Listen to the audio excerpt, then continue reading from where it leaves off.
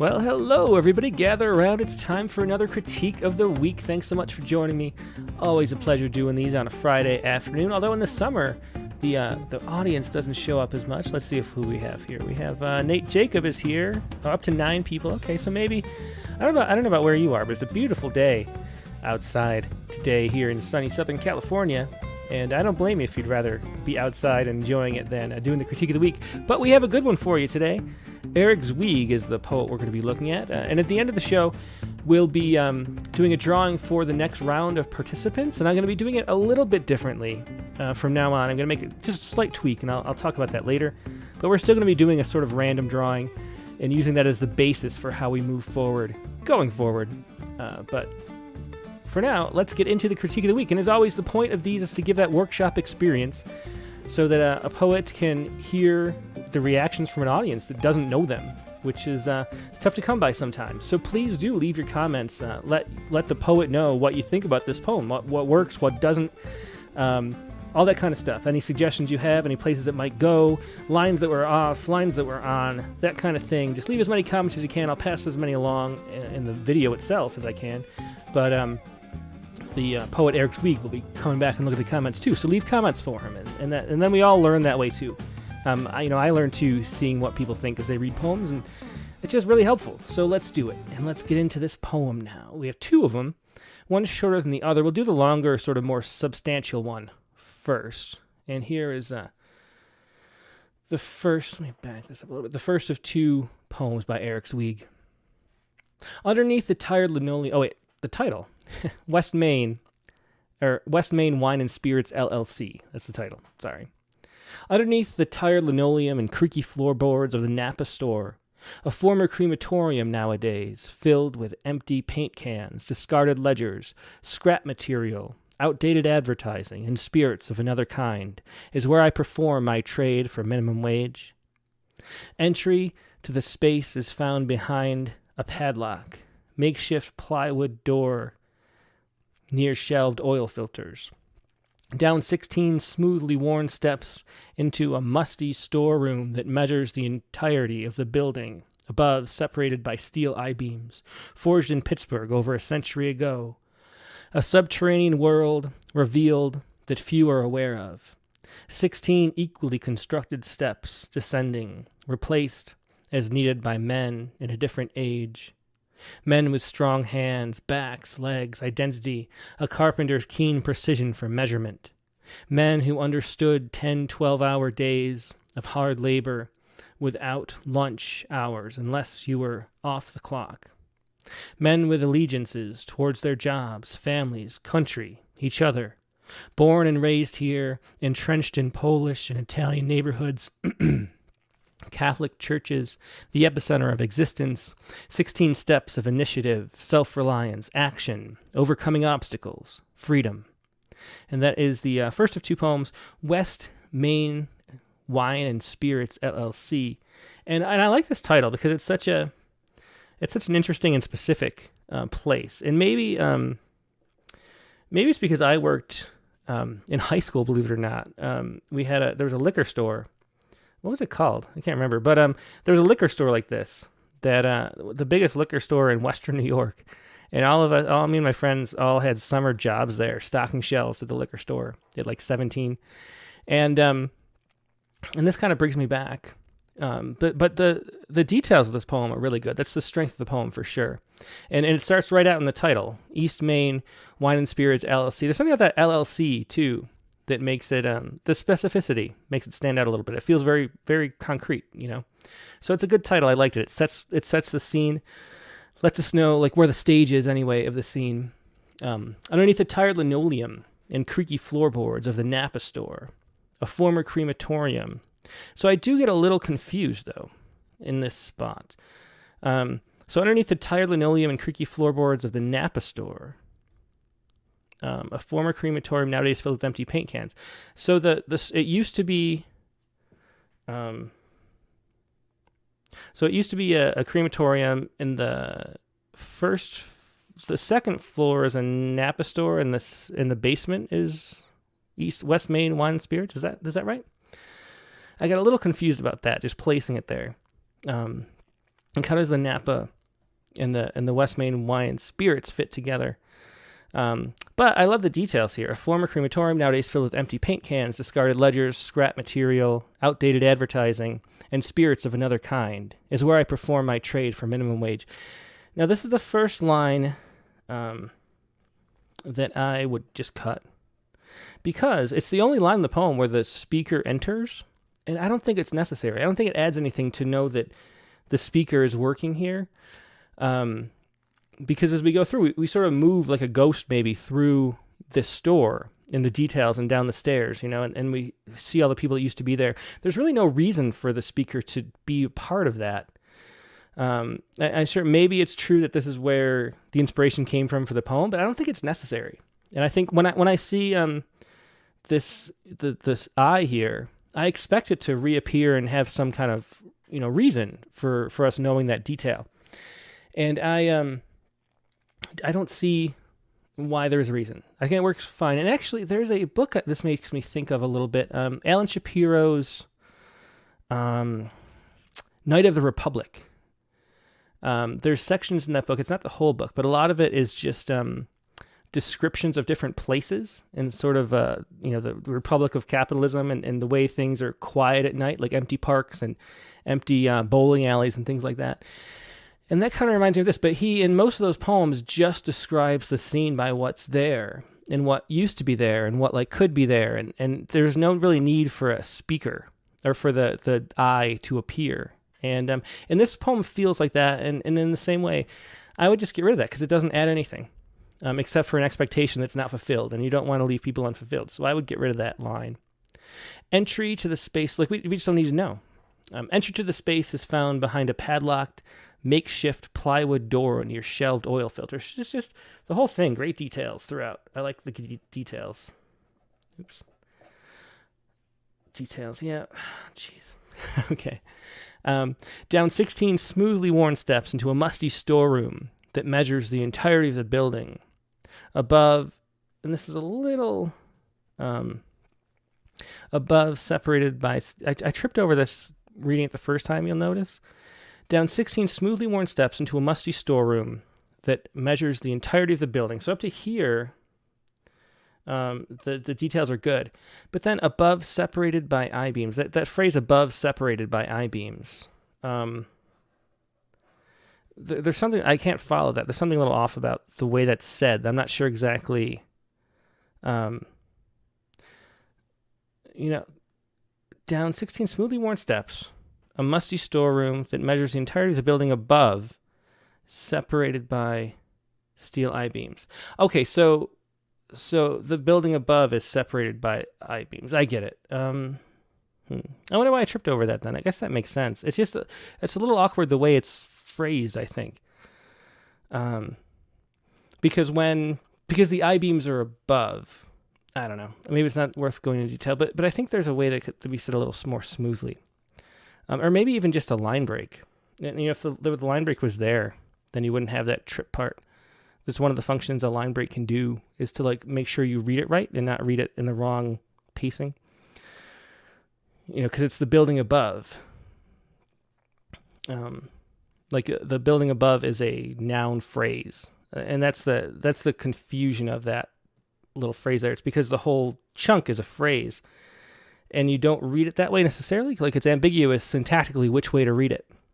So, anyway.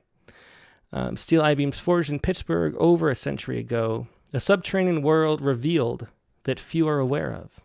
16 equally constructed steps descending, replaced by needed by men of a different age. Men with strong hands, backs, legs, identity, a carpenter's keen precision for measurement. Men who understand 10, I think it should write out the 2, because that makes me, I was wondering if you meant, 10, 12-hour days, and the hyphens were just wrong. It's a weird, put the 2 in there, so otherwise it's not confusing. Of hard labor without lunch hours, unless you were off the clock. Men with allegiances towards their jobs and families, country, and each other. Born and raised here, entrenched in Polish and Italian neighborhoods, Catholic Church is the epicenter of existence, 16 steps of initiative, self-reliance, action, overcoming obstacles, freedom. So once we get the men too, to me, I don't know, right here where the men enter, we sort of go in this direction of like describing the men that aren't there. And I think it loses its momentum actually, because it gets out of the specific detail that was driving the poem before.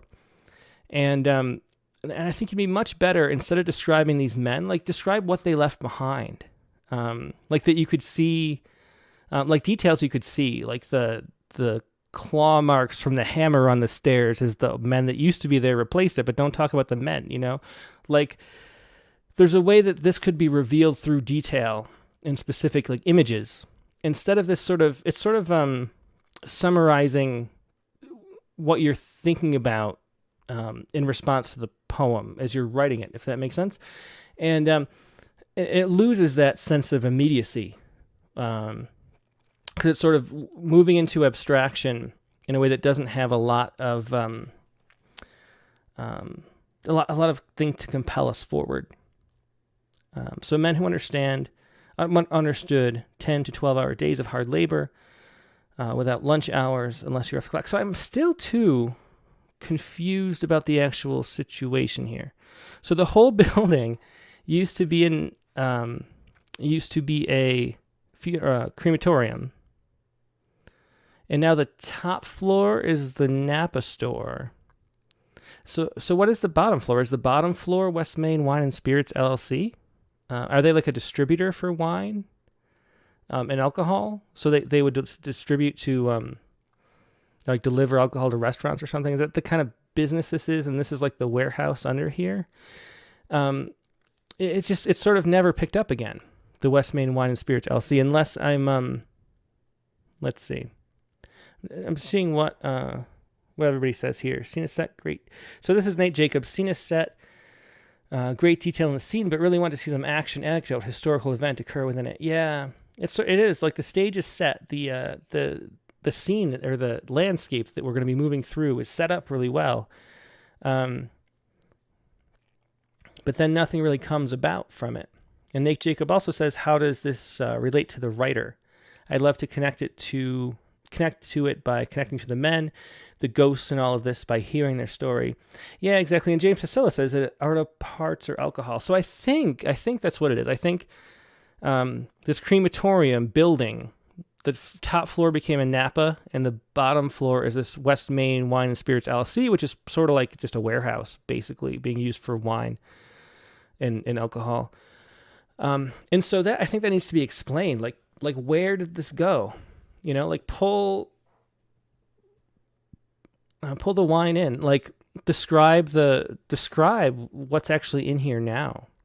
And then it's a poem that's waiting for its reason for writing, which is what we've come to say very often with these critiques, is that something compels you to write the poem. And it definitely comes out here. It's this thought coming down the stairs, and we know, even though I would pull this from the poem, we know that I, the speaker, works here for minimum wage. I assume at the West Main Wine and Spirits, so works in the basement in that place. And it's the thought of these men who used to work there back when it was a crematorium, or just over the years at this business, and how it's sort of like the chain of labor or whatever, moving up and down these steps, which is an interesting thought. And we sort of get this expositional writing here that explains that a little bit.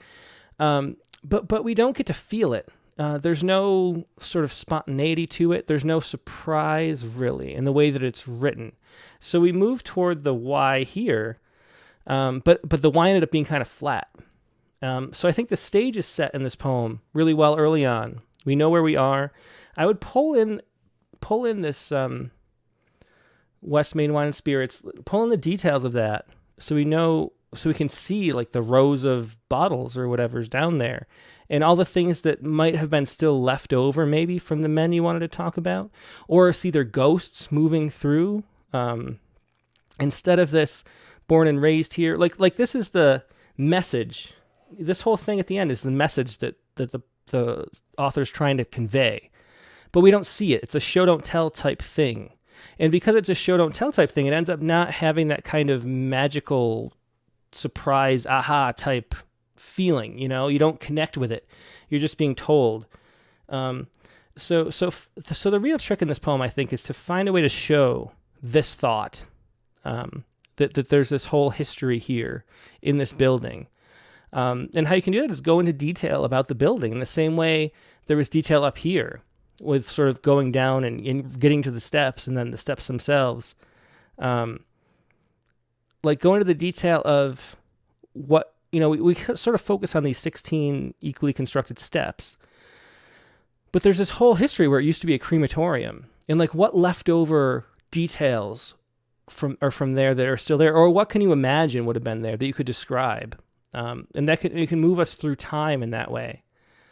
So I assume if it was a crematorium, the furnace would have been in the basement, right? So this would have been the furnace place where people were cremated, I imagine, right? Am I reading that wrong? I mean, that is such a powerful kind of thing to think about, and it doesn't even come up again. A former crematorium. So this would be the place where the crematorium was, I think, wouldn't it? And so not only are men are moving carrying bodies at one point and carrying up the ashes of loved ones and things. I mean, what powerful detail for poems is included in that scene, So let's see some of that. Let me look at some of the... Sarah Horn says, I like the idea of ghosts, perhaps. It would link to the crematorium. Yeah, exactly. Just how many people, like their lives, their bodies pass through that place, if that's the case. They're just such an interesting thing to think about. Nate Jacob once again says, how does this all relate to the writer? And that's a way, I said pull out this because it doesn't come back again, but you could leave this too, another option. If we don't want to sort of dwell on the details of the past and move through time like that, you could pull the eye and have it more like, have the eye return and it describe what you're doing in this minimum wage job that we talked about here. And that can be the way to move through the poem and through the history. As I walk through this aisle, I see this or whatever, So the eye can come back, and that can be a way to pull the poem together at the end. So there's two different options. I see two different ways you go, or you could do both at the same time. But it feels like it sort of fizzles out here into a sort of summarizing abstraction rather than the concrete details that hold the poem up beforehand. And Sharon Ferrante says the ending needs to tell more.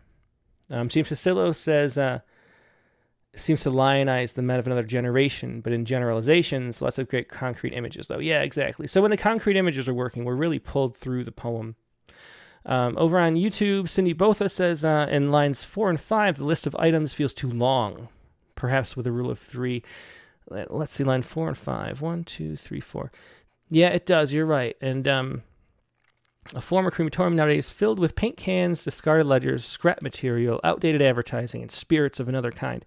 So Cindy mentions this rule of 3.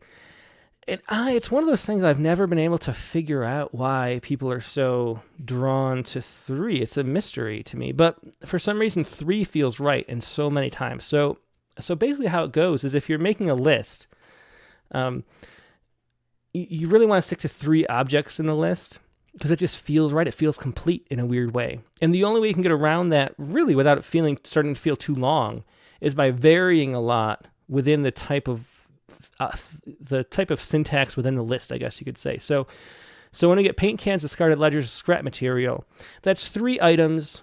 There's 2 words to each item, and it's sort of like a description of a thing. It's just bang, bang, outdated advertising. So the outdated advertising is the same setup, right? But spirits of another kind is a little different.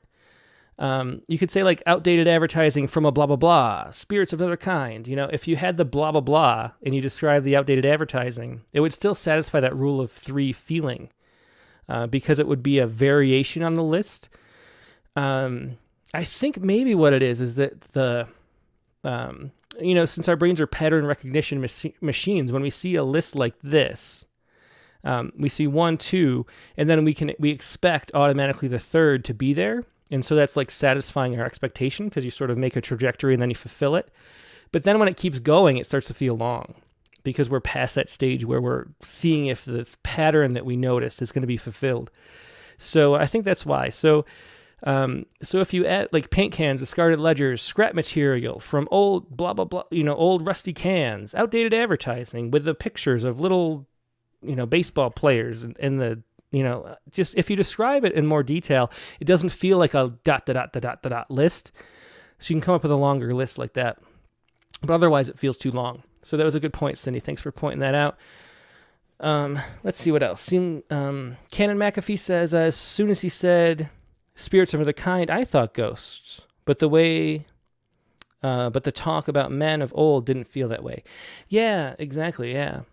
And the spirits of another kind, it makes you, it goes back to that, but, not in a way that's really compelling. So we could it's like untapped potential in that spot. Sally D says, I feel as if the break loss of images starts at few are aware of. Oh, here, yeah. Yeah, I feel like this was a wrong turn, actually. And sometimes, I was going to say that. Sometimes there's like a place in a poem where you like go in a direction that kind of writes you in a corner.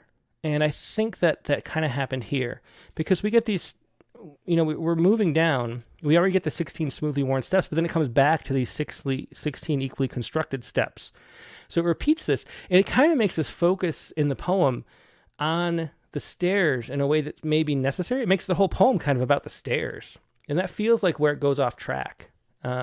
Because then it's sort of dwelling on that, and then you get into the men and things, and I feel like that was a wrong turn taken during the writing process, and so you have to watch out for those as you're writing. Places that the poem took a right turn when it should have gone straight, and maybe that's the place where the poem went off track. Because if instead of focusing on the stairs, we might have continued down the stairs into describing West Main wine and spirits. So, and the details of it, and it might have felt complete that way if we hadn't gone off and on this sort of tangent about the stairs.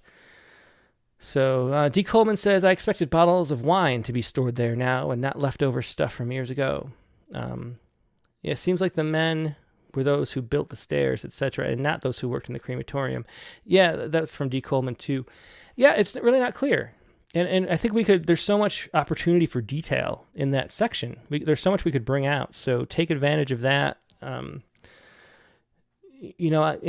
two, there's no talk of the bottles that are down there. It'd probably be a mix of old things because you wouldn't bother taking stuff out. And also the stuff from the new business that's there. And the interaction between those two, the intermingling, is interesting and what you can still see, like there's still, even if there's not much and it was cleaned out pretty thoroughly, there's still nail holes and there's things that don't make sense. I mean, in any old building, there's a lot of stuff. So that's the kind of stuff you can take advantage of. Okay. Let me see. Let's see. So let me go to... Okay, so Mark A. Grinier says, the steps lead down into the past where all these workers created the place in our world. In our world, too, yeah, that's the thing. I mean, it was all built by people with their hands, and it's an important thing to remember and think about. And it's interesting thinking about all the people who passed through before. It's definitely something worth writing a poem about, I think. Okay, let's move on to the next poem. And I'm sitting weird, my foot fell asleep. Hang on. Okay. Next poem is Bloodlines. And this is more minimalistic. And I think Eric asked about this in the comment. He said, minimalism, how to go about it. Okay, let's see. So this is more minimalist, actually. And the other one's kind of a lot of great details, which is what notice everybody liked about it. And what I liked about it were all the details. So how to become more minimalist is really to just find the details that are the best, and strip out the ones that aren't functioning and aren't doing as much work. Okay, so Bloodline. The house stands away from the street, containing a dark presence and history at rest. Stories that once begat stories held within the sorrowful edifice are forgotten. never known by the families, homes, and schools of a newer surrounding age. So stands this monstrous house of past generations, filled with its sins, the sins of flesh, bone, blood, and unspeakable memories consumed, ravaged by time. Time that is always relentless and unforgiving. The house that still stands that time will never forget or forgive. This house, the house with the stillness of time forgotten, still stands. So his Bloodline. It's interesting how similar in content this poem is, and what it's about, the way history is sort of still here and yet not. But then the title is Bloodline, which makes me think of, I wonder if this whole thing is more of a extended metaphor. And the house is like the house of family and genealogy. Is that possible? I'm not sure, but that's what the title made me think. So the title made me wonder. The house stands away from the street, containing a presence and history at rest. So again, notice that in the last poem, it was the concrete details and all the specificity that everybody enjoyed most. That was the highlight of the poem. In this poem, there's a ton of opportunity to describe the house, and it's not really, I don't really get a sense of what the house looks like. There's really not a sense of the detail going on. The house stands away from the street, so that we get that. It's far from the street, containing a dark presence, which is hard to like visualize or understand what that really means. It just feels like it has a dark presence. And history at rest. So it's old and it's away from the street, you know? Stories that once begat stories held within the sorrowful edifice. So it's a sorrowful edifice, which is, again, something that's not specific. You can't really see that. If it was stories that once begat stories held within the tall trellis windows or whatever. I mean, however you want to describe this house, the rotting boards and blah, blah, blah. That would work, but a sorrowful edifice doesn't give anything to grip onto. Are forgotten, never known by the families, homes, and schools of a newer surrounding age. So instead of this, show that. Describe the house standing from the street, like what the vegetation is around it. And then instead of saying it's not noticed by the families, describe the other houses that are different and not old and run down. And then you can show, don't tell in this spot, and make it feel much more tangible. Does some kid ride by on their bike on the way to school? Instead of saying family, homes, and schools, describe a child riding by, and that'll tell you all these details that the modern world is surrounding, and with families and homes and schools. If you describe it that way, without just saying it, So show that. So stands this monstrous house of past generations, filled with its sins, the sins of flesh, bone, blood, and unspeakable memories consumed, and ravaged by time is a cliche. And again, we're abstracting and we're not getting to the specific detail that made the other poem work, except for the end. But we were drawn into the other poem because of the detail. And we're not really drawn into the detail here. Time that is always relentless and forgiving, the house that still stands, that time will never forget or forgive. This house, the house with the stillness of time forgotten, that still stands. So again, we're sort of back into the writing style in this section that was too abstract and wasn't really resonating, men with allegiance toward their jobs, families, country, each other. And it's the same kind of voice as unspeakable memories consumed with bone and blood and flesh, It's that abstraction that isn't engaging. But what's engaging is entering the space of someone else's voice and someone else's, in some other sort of landscape. So describe this in the same way that it was described at the beginning of this poem. And again, this one thing I sense here, looking at these two poems next to each other, is a sense of obsession with the past and our place within the past and the movement of time.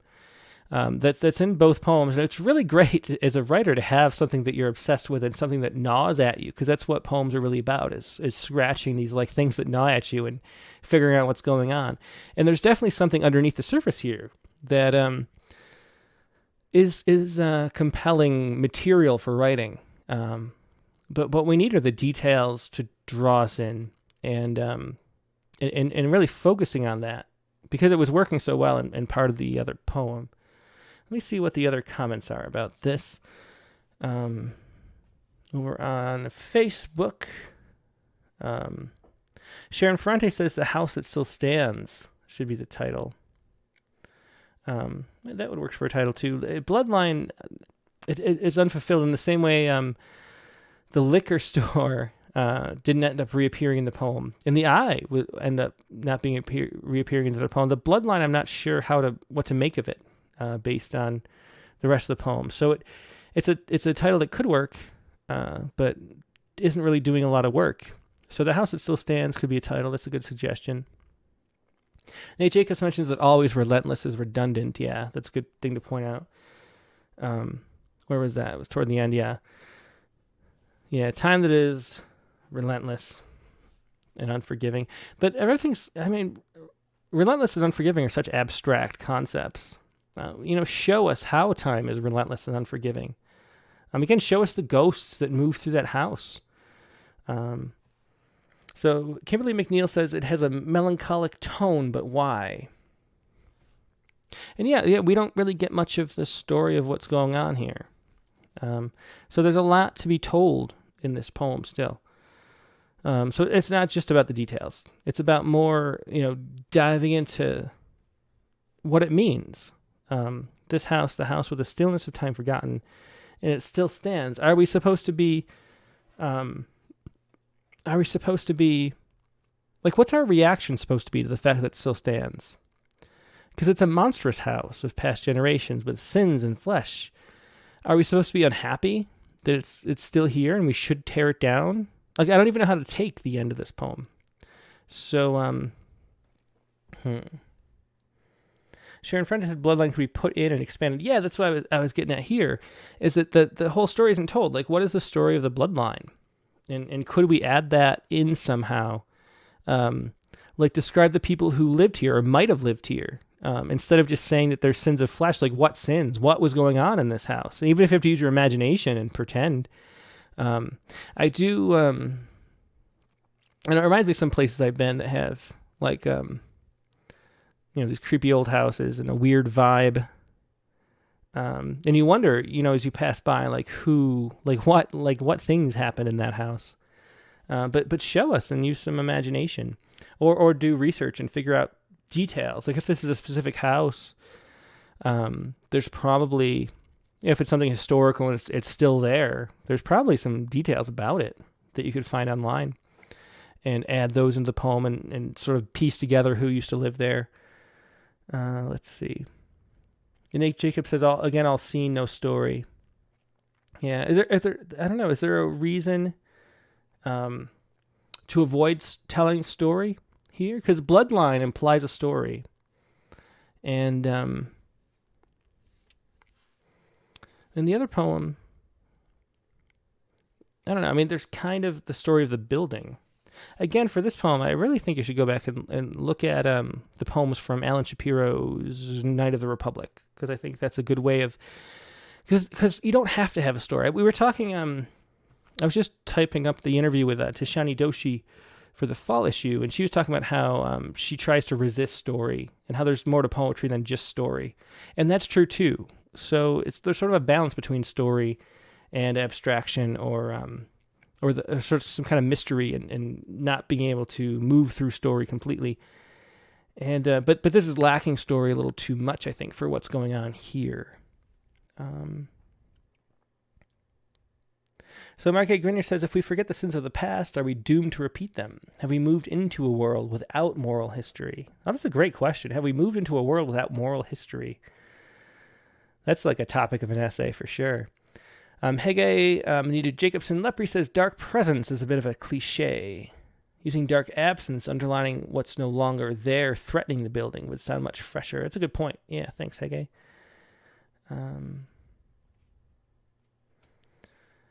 Sharon Frente says, it's a great idea, but show the house of old directly. That'd be the story. I think so. Like the story of this house. Like tell the story. I want to have the actual stories of both of these places. Um, and that's why I keep going back to that Alan Shapiro book, because that's what he's able to do. He sort of tells a story of a place where the place has become a character, and you can do that, and a lot of poets do in different poems.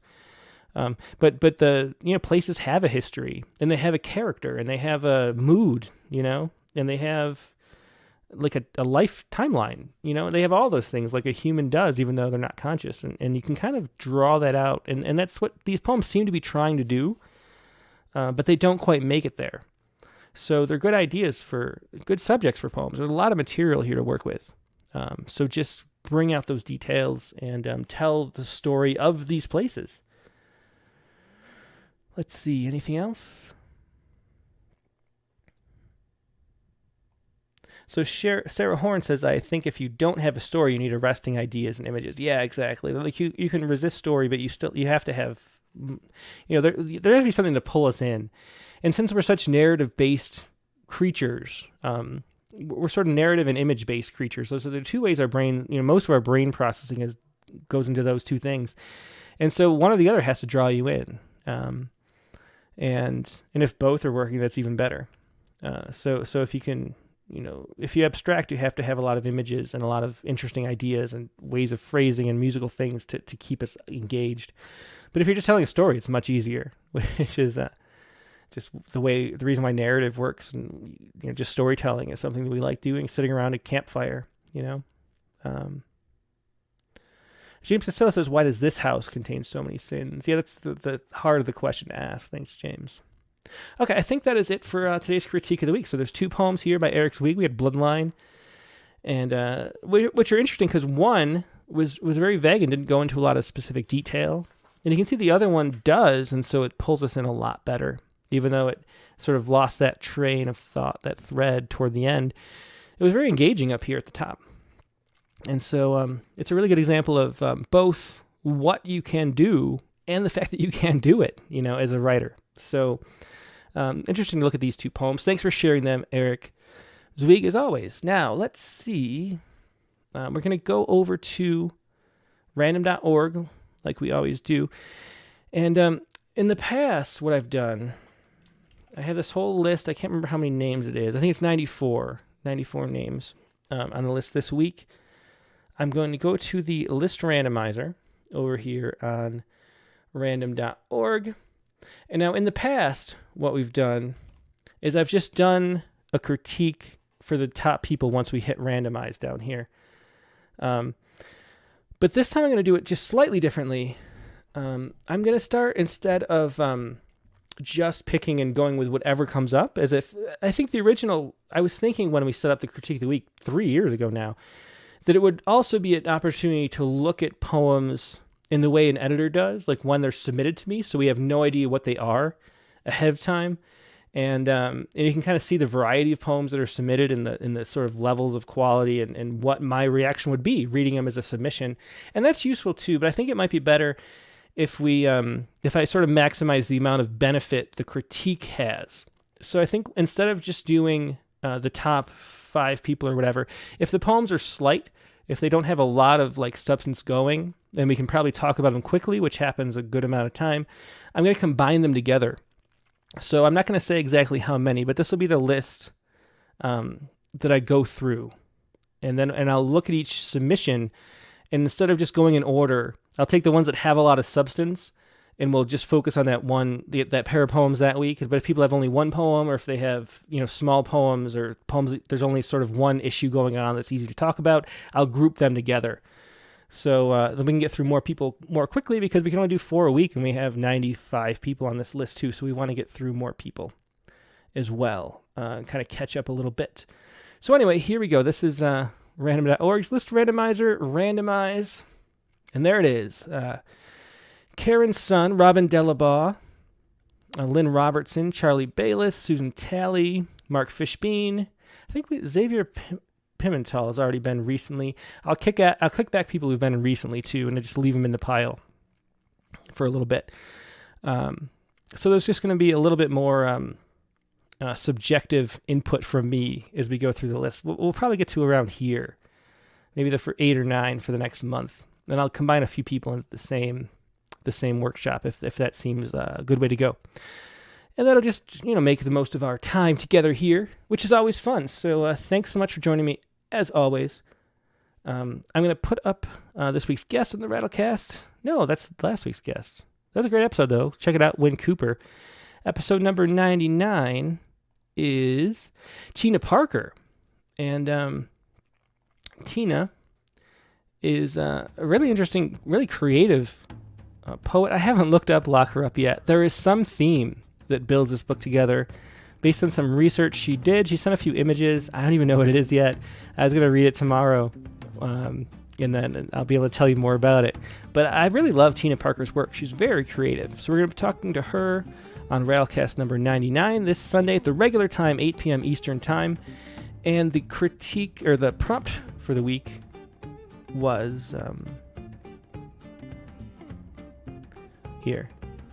I'm coming. Okay. Write a poem based on a folk tale or fairy tale. So that is your prompt for this week. As always, we'll do Poetry Respond Live a little bit before we talk to Tina. We'll have a few people on open lines for that. Then we will talk to Tina for an hour. Then we will have full open lines for another hour or so after that. So that is your Rattlecast number 99 this Sunday, June 27th. Regular time, 8 p.m. Eastern. Hope to see you then. Hope you have a good rest of your weekend and enjoy that nice weather that we're having, at least here where I am. Take care. Have a good one.